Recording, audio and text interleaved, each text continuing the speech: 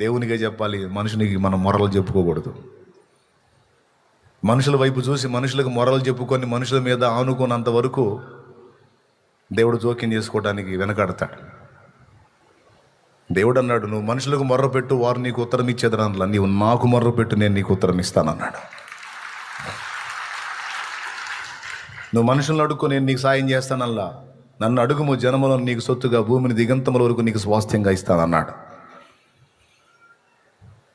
So మొదటి విషయంలో ఈ ఒక్క పాయింట్ని మీరు మేజర్గా తీసుకోండి. నీకు క్లియర్గా అర్థమయ్యేటట్టే చెప్తున్నాను. నేనేం తమిళం చెప్పట్లా, లేదా మలయాళం చెప్పట్లా.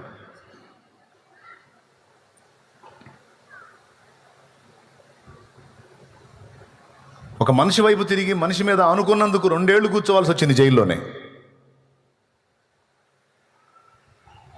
ఇర్మియా 17:5, నరులను ఆశ్రయించి శరీరులను తనకు ఆధారం